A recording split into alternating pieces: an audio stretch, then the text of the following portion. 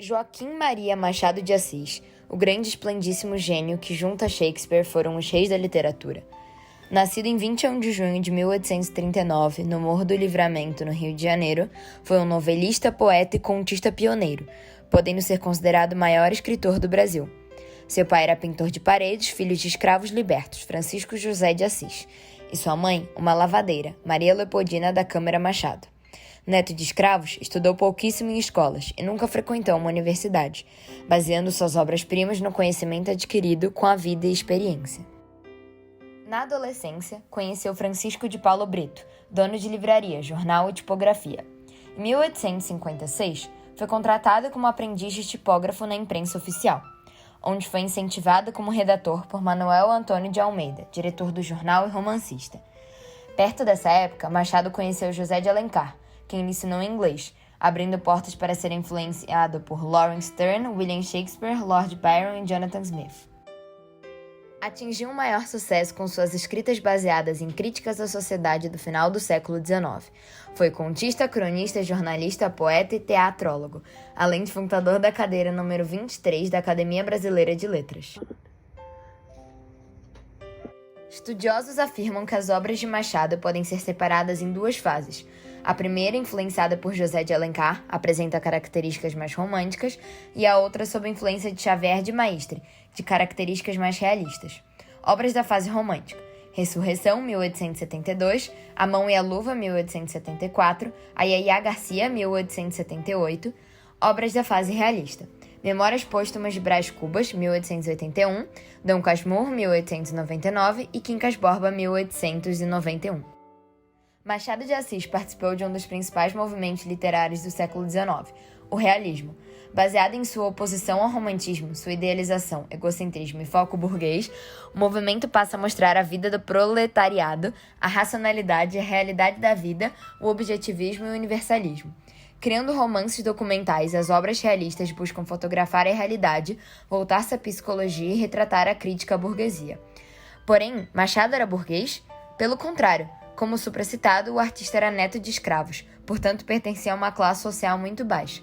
Entretanto, ao longo do tempo, ele vai se aburguesando e crescendo economicamente, tanto que até trabalhou no Ministério da Agricultura. Os personagens das obras realistas não são retratados como heróis, e sim como pessoas comuns e com problemas. Não existe uma idealização, e os autores não escondiam as adversidades, e os personagens das narrativas tendem a ser esféricos. Essa escola teve grande influência da Revolução Francesa e Russa, sendo que seus principais autores eram franceses e russos. Os principais e novos temas mostravam o cotidiano massacrante, adultério, falsidade, egoísmo e impotência diante dos poderosos. Um conto extremamente marcante de Machado de Assis é O Apólogo, escrito em 1885. Um apólogo é uma narrativa que tem como objetivo a ilustração de lições de sabedoria e ética, por meio de personagens inanimados com personagens diversos. Algumas obras que podem ser consideradas apólices são as fábulas de Esopo, que sempre apresentam uma moral da história. Entretanto, o Apólogo de Machado de Assis trata de uma conversa entre uma agulha de costura e um novelo de linha. O enredo se inicia na apresentação dos personagens, por meio de um diálogo entre as personagens principais, que se questionam sobre as atitudes da linha, considerando-a orgulhosa e egocentrista, e discutem sobre quem apresenta a maior importância na confecção de uma roupa. A narrativa se inicia da seguinte maneira: Era uma vez uma agulha que disse a um novelo de linha: Por que está você com esse ar, toda cheia de si, toda enrolada, para fingir que vale alguma coisa nesse mundo? Deixe-me, senhora. Que a deixe? Que a deixe por quê? Porque lhe digo que está com um ar insuportável? Repito que sim, e falarei sempre que me der na cabeça. De certo que sou. Até que então a costureira chega à casa da baronesa, cenário do conto, e utiliza-se dos dois materiais para coser. Quando escurece, a costureira dobra a costura e espera o baile. É a partir desse momento que inicia-se o desenvolvimento, complicação ou conflito da história, quando está prestes a chegar o baile, na qual a baronesa comparecerá. A agulha e a linha trabalhavam silenciosamente, após uma longa discussão sobre a importância de cada uma na preparação do vestido. Abre aspas, a linha não respondia, ia andando. Buraco aberto pela agulha era logo enchido por ela, silenciosa e ativa, como quem sabe o que faz e não está para ouvir palavras loucas. A agulha, vendo que ela não lhe dava resposta, calou-se também e foi andando. Era tudo silêncio na saleta de costura, Não se ouvia mais o plique, plique, plique, plique da agulha no pano. Quando o baile chega, a baronesa veste e, com a ajuda da costureira, alisa, abota, arregaça e aconchega a linha, libertando-a da agulha. A linha afirma que será ela quem dançará com ministros e diplomatas, enquanto a agulha ficará na caixinha de costura. Esse ponto pode ser considerado o clímax, seria o ponto mais alto da história. Abre aspas. Ora agora, diga-me, quem é que vai ao baile no corpo da baronesa, fazendo parte do vestido e da elegância? Quem é que vai dançar com ministros e diplomatas, enquanto você volta para a caixinha de costura, antes de ir para o balaio dos mocambas? Vamos, diga-me. Por fim, a história caminha ao seu desfecho, trazendo uma possível solução aos seus conflitos. O alfinete vira-se a agulha e lhe questiona se não fica cansada de abrir caminho para a linha e depois voltar para sua casa sem nenhuma recompensa. Como no trecho. Anda, aprende, tola. Cansa-se de abrir caminho para ela e ela que vai gozar da vida, enquanto aí ficas na caixinha de costura. Faze como eu, que não abro caminho para ninguém. Onde me espetam, fico. Afinal, o alfinete é o único que tem cabeça grande e maior experiência, já que presencia o processo de costura diariamente. A história é narrada por um aluno de um professor de melancolia, que ao fim afirma que ele também tem servido de agulha a muita linha ordinária.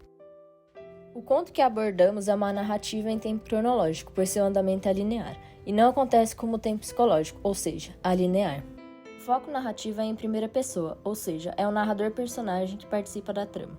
Ao decorrer da leitura, percebe-se que ele seria um aluno do professor de melancolia. Pode-se perceber isso pela passagem. Contém essa história um professor de melancolia que me disse a banana na cabeça. Também tenho eu servido de agulha a muita linha ordinária. O espaço da história passa a ser explicitado a partir do momento que cita-se uma baronesa. Supõe-se que se passa em uma casa aristocrática. Além disso, prova-se isso devido à presença da costureira e modista e do compromisso de ir a um baile, algo que apenas alguém de uma classe alta teria. Um trecho do conto que pode provar isso seria: estavam nisto quando a costureira chegou à casa da baronesa. Não sei se disse que isso se passava em uma casa de uma baronesa, que tinha um modista ao pé de si, para andar atrás dela. Chegou a costureira, pegou do pano, pegou da agulha, pegou da linha, enfiou a linha na agulha e entrou a coser. Os protagonistas da história são a agulha e a linha. Os dois são antagonistas, pois se opõem a todo momento. Esses dois personagens são alegóricos, que seriam uma expressão figurada de um pensamento ou sentimento. Nesse caso, a agulha e a linha representam a relação de patrão e trabalhador, a representação de submissão e da relação injusta e muitas vezes humilhante. Os outros personagens do conto, o alfinete, a baronesa, a costureira, o professor da melancolia e a modista, são secundários, não são os principais do conto. Todos podem ser considerados personagens alegóricos, ao passo que a agulha representa o proletariado, a linha o burguês, o alfinete o cidadão consciente e a costureira seria o sistema capitalista, a mão invisível que rege e organiza o trabalho e os indivíduos indiretamente. A obra O Apólogo é uma metáfora do artifício humano e do parasitismo ideológico, pelo qual uma pessoa obtém louvores por realizações de outra, comparando os seres humanos com utensílios de costura. Pode-se perceber essa relação exploratória na distribuição do trabalho e alienação social. No sistema capitalista é recorrente um dono de empresa, o patrão, receber o mérito e maior lucro em cima da exploração da mão de obra proletária, que acaba recebendo um salário mínimo. Essa relação de trabalho está tão imposta na sociedade que acaba se normalizando como uma mera maneira de esforço e de lutar na vida. Um pedreiro que passou mais de 8 horas diariamente, durante meses ou anos, para construir um prédio moderno, nunca será quem morará lá. Uma produtora de café na América Latina nunca vai ser aquela que consumirá nas redes de café de manhã dos Estados Unidos. E uma costureira em Bangladesh não será quem vestirá a sua produção, e sim a mulher rica na Europa. De acordo com o ranking de lucro mundial em 2021, a Apple rendeu em torno de 63,9 bilhões de dólares, a Amazon 31,3 bilhões e a Samsung 22,1. Entretanto, esse valor está ligado diretamente à exploração do trabalhador e seu tempo. As 3 empresas citadas são investigadas por más condições trabalhistas e colocam seus empregados em condições análogas à escravidão, ou com um salário mínimo, cujo valor não consegue suprir uma qualidade de vida decente. No conto, essa realidade consegue ser identificada. Nela, a agulha representa o proletariado, o ser alienado, o trabalhador que vende sua força de trabalho para conseguir apenas sobreviver. Ele realiza a produção, o trabalho, o esforço para que todo o sistema funcione.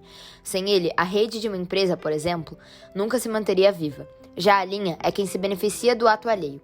Seria ela o burguês, dono dos meios de produção que lucra sem ao menos suar uma gota.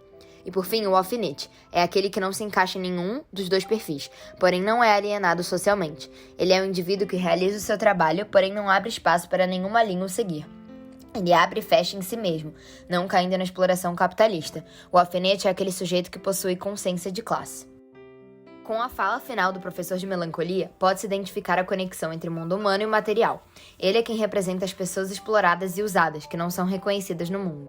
Vale ressaltar que dentro do sistema exploratório capitalista também está incluso o trabalho infantil, que mesmo que não diretamente abordado no conto O Apólogo, faz parte da vida de Machado de Assis.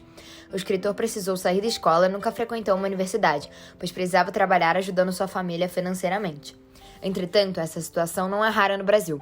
Segundo o IBGE, cerca de 20,2% dos jovens de 14 a 29 anos não completam o ensino médio, seja porque abandonaram a escola antes do término dessa etapa, seja porque nunca chegaram a frequentá-la. Isso equivale a 10,1 milhões de jovens.